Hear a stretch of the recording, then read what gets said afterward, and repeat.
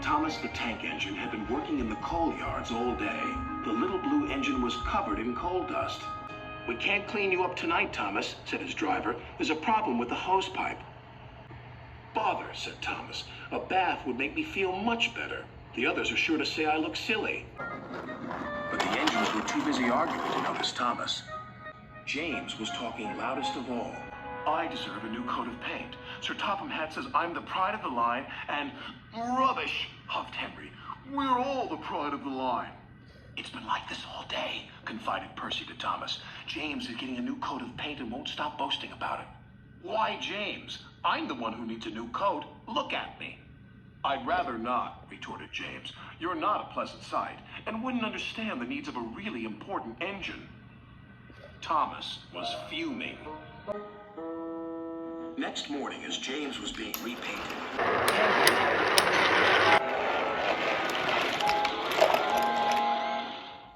"If you can't push cars properly, Henry, why not talk to a tree instead? You know how much you like the forest." "As a matter of fact, bossy boiler, Sir Topham Hatt is inspecting the island for trees that are too close to the line.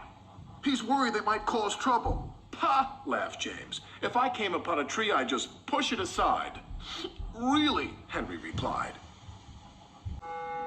Soon James was showing off his paintwork. "Make way for an important engine." "You wouldn't feel important if one of those trees crashed on you. You'd feel hurt," reproached Percy. "Rubbish! It wouldn't dare." "You should be careful, James. Trees can be just as powerful as engines," advised Terence. "Oh, please. Now, excuse me, Sir Topham Hatt needs me to pull the express." And he huffed away.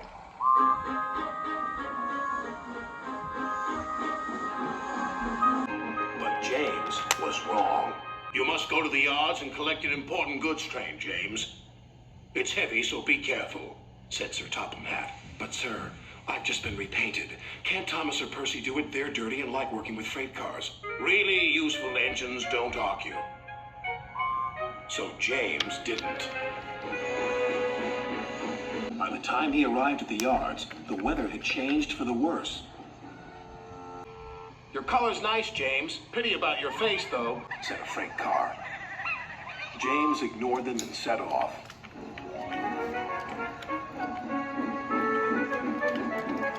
Soon they came to a hill, and his driver knew they were in for a difficult time. An old tree close to the track was being blown by the strong winds, and the rain had weakened the slope. All of a sudden, the tree moved.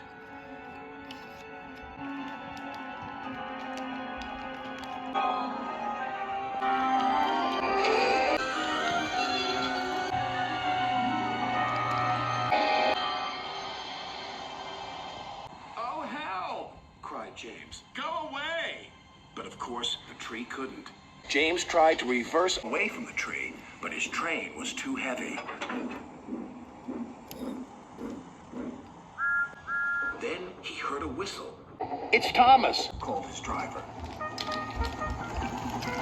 James felt embarrassed and worried that Thomas would laugh at him, but Thomas didn't. He knew this was no time for teasing. "Beep, beep." "I'm ready," whistled Thomas. "So am I," replied James. "As ready as I'll ever be." They were just in time.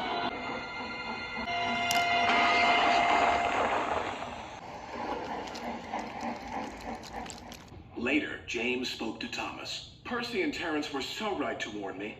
Thank you for rescuing me, Thomas." "Oh, that's all right. We engines must pull together, whatever the weather." Just then, Edward bustled in. "Sir Topham Hatt thinks you're both brave engines. Thomas, you're going to have a new coat of paint. And James, Sir Topham Hatt says that tomorrow you'll pull the special express." Everyone was very happy.